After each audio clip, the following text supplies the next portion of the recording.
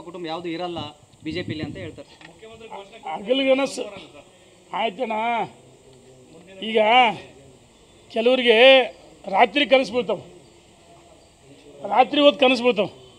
ಈ ಮನುಷ್ಯನಿಗೆ ಹಗಲೊತ್ತೇ ಕನಸು ಬೀಳ್ತಾವೆ. ಹಗಲು ಕನಸು ಕಾಣಬೇಡಪ್ಪ, ಹಗಲು ಕನಸು ಕಾಣಬೇಡ. ನಿನ್ನ ಜೀವನದಲ್ಲಿ ಇನ್ನು ಶಾಸಕನಾಗ ಸಾಧ್ಯನೇ ಇಲ್ಲ ಯಾವತ್ತೂ. ಈ ನೋಡಿ, ನಾನು ಇವತ್ತು ಮಾತಾಡ್ತೀನ ಸಾಮಾಜಿಕ ಜಾಲತಾಣದಲ್ಲಿ ನಾಳೆ ಕೆಲವು ಟಿಪ್ಪಣಿ ಶುರುವಾಗ್ತಾವೆ. ಅವ್ರಿಗೆ ಕೆಲವರು ಚೇಲೆಗಳು ಚಮಚಗಳು ಅದಾವೆ. ಅವ್ರು ಯಾರು ಹಿಂದುತ್ವನೂ ಅಲ್ಲ, ಬಿ ಜೆ ಪಿನೂ ಅಲ್ಲ. ಅದಕ್ಕೊಂದು ಹಿಂಗಿಟ್ಬಿಡ್ತಾರೆ ಸಂಬಳ ಕೊಟ್ಟು.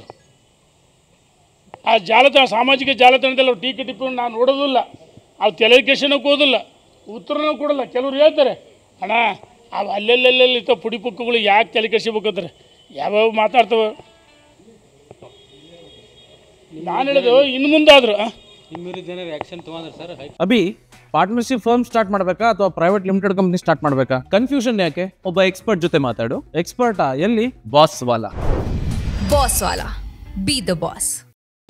ನೋಡಿ, ನಾನು BJP ವಿರುದ್ಧ ಮಾತಾಡಿಲ್ಲ, ರಾಷ್ಟ್ರೀಯ ನಾಯಕರ ವಿರುದ್ಧ ಮಾತಾಡಿಲ್ಲ, ರಾಜ್ಯದ ಅಧ್ಯಕ್ಷ ವಿರುದ್ಧ ಮಾತಾಡಿಲ್ಲ. ಅನಗತ್ಯವಾಗಿ ಯಡಿಯೂರಪ್ಪನವ್ರನ್ನ ಟೀಕೆ ಇವ್ರು ಇನ್ನೊಂದು ಹೇಳ್ತಾರೆ. ಅಮ್ಮ ಇದು ಮೊನ್ನೆ ಇದು ಹೊಸ ವರ್ಷ ನಾನು ಪೂಜೆ ಸಲ್ಲಿಸಿದ್ದೀನಿ. BJP ಇವರು ಮರು ಭವ್ಯವಾಗಿ ನನ್ನ ಸ್ವಾಗತ ಮಾಡ್ಕೊಂತಾರೆ. ಯಡಿಯೂರಪ್ಪನವ್ರು BJPಯಿಂದ ಹೊರಗಿರ್ತಾರೆ. ಅವತ್ತು ಸಂಭ್ರಮಾಚರಣೆ ಮಾಡ್ತೀವಿ ಅಂತ ಹೇಳಿದೆ. ಯಡಿಯೂರಪ್ಪನವರು BJP ಕಟ್ಟಿ ಬೆಳೆಸಿದ್ದು ರಾಷ್ಟ್ರೀಯ ನಾಯಕರಿಗೆ ಗೊತ್ತಿದೆ. ವಿಜಯೇಂದ್ರ ಅವರು ರಾಜ್ಯದ ಅಧ್ಯಕ್ಷ ಒಳ್ಳೆ ಕೆಲಸ ಮಾಡಿದ್ದಾರೆ.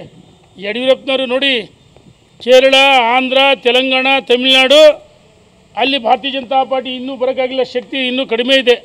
ಯಡಿಯೂರಪ್ಪನವರು ಕರ್ನಾಟಕದಲ್ಲಿ ಭಾರತೀಯ ಜನತಾ ಪಾರ್ಟಿ ಕಟ್ಟಿ ಬೆಳೆಸಿದ್ದಕ್ಕೆ ನಮ್ಮಂಥವ್ರ ಅಧಿಕಾರಕ್ಕೆ ಬಂದ್ವಿ. ಭಾಳ ಜನ ಮಂತ್ರಿಗಳಾದರು, ಲೋಕಸಭಾ ಸದಸ್ಯರಾದರು. ಇದು ಯಡಿಯೂರಪ್ಪನವ್ರ BJP ಕೊಡುಗೆ.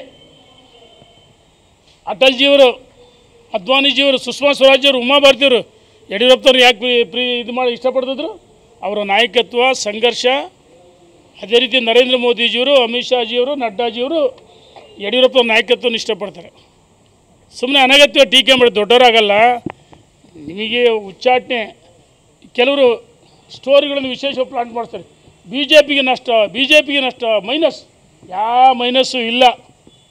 BJP ಇನ್ನೂ ಸ್ವಚ್ಛವಾಗಿದೆ, ಬಲಿಷ್ಠವಾಗುತ್ತೆ. ಮುಂಬರುವ ಲೋಕಲ್ ಬಾಡಿ ಎಲೆಕ್ಷನಲ್ಲಿ ಗೆಲ್ತೀವಿ.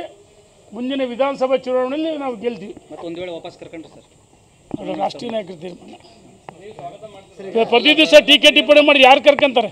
ಅನಗತ್ಯವಾಗಿ ಯಡಿಯೂರಪ್ಪನ ವಿಜೇಂದ್ರ ಟೀಕೆ ಮಾಡಿ ಬಂದೇನಾ? ಅದೇ